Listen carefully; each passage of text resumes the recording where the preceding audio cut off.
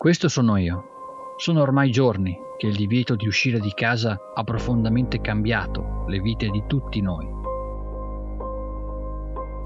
Il mio viaggio è stato inevitabilmente interrotto e mentre la maggior parte degli italiani osserva il proprio isolamento in casa, noi full-timers facciamo lo stesso in camper. Certo, lo spazio è poco, ma sufficiente per viverci comodo, almeno io.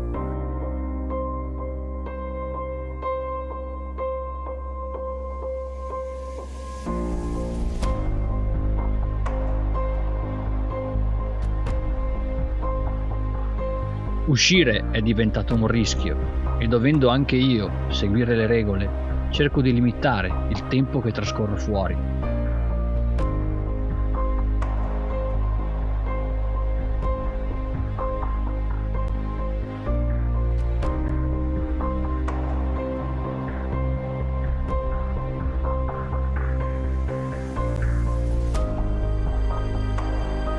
E così invio spie nel mondo esterno a catturare immagini preziose del nostro bellissimo pianeta.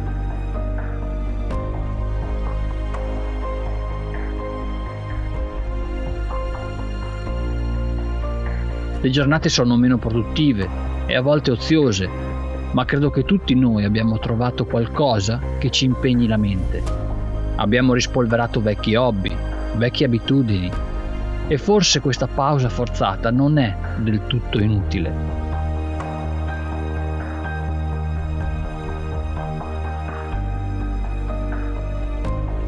In questi giorni abbiamo sentito i media raccontarci l'epidemia con l'autentica preoccupazione apocalittica che forse meritiamo di ascoltare. E così un pensiero, un'idea ha cominciato ad insinuarsi nella mente di alcuni, compresa la mia. Che sia questa l'occasione che stavamo aspettando per cambiare?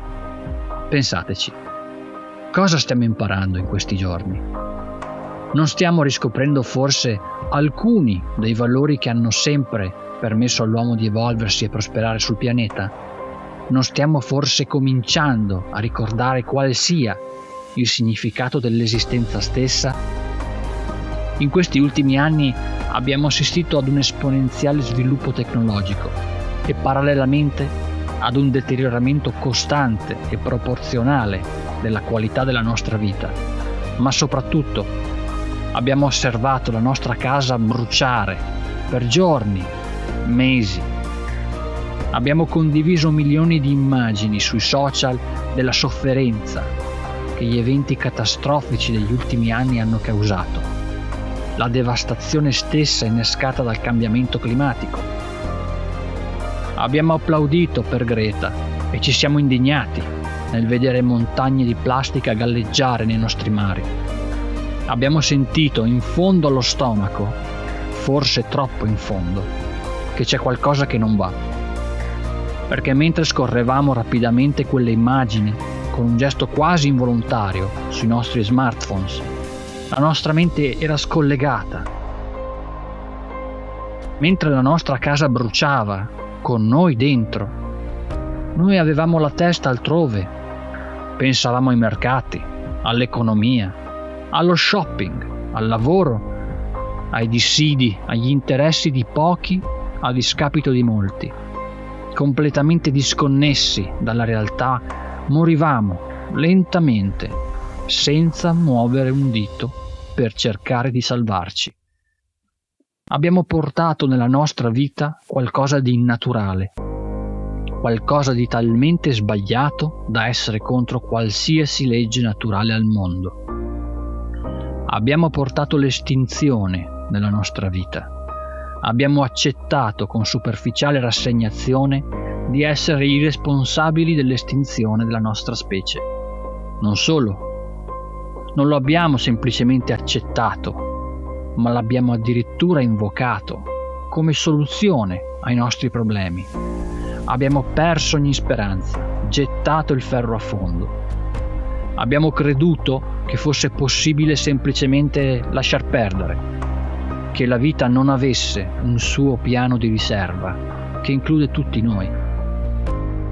Abbiamo lasciato inascoltato il grido di dolore provenire dalla terra stessa a causa delle numerose ferite inferte nel corso degli anni, giorno dopo giorno, anno dopo anno, fino ad oggi. Potremmo anche aver pensato che fosse ormai giunto il tempo di scomparire, di abbandonare la nostra casa e andarcene. Ma in questi giorni qualcosa si è risvegliato e si sta risvegliando in noi: la voglia di vivere. Ora tutte le immagini di morte e distruzione che per anni ci sono passate davanti agli occhi, per molti nella più totale indifferenza, oggi quelle immagini di dolore e sofferenza sono più vivide che mai. Mentre lottiamo contro questa pandemica infezione, ci stiamo rendendo conto che il nostro futuro è profondamente legato a questo pianeta.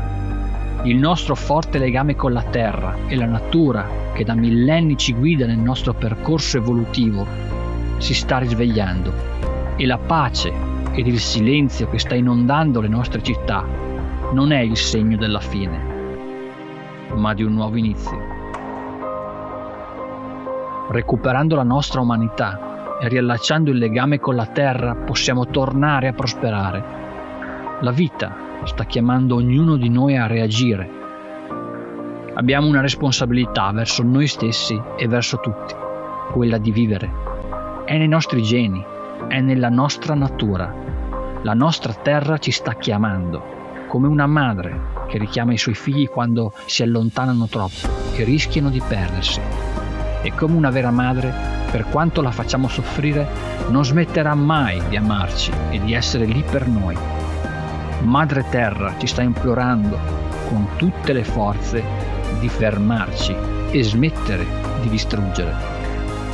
Rispondiamo al richiamo, non dimentichiamo ciò che abbiamo vissuto, non perdiamo l'occasione di essere felici.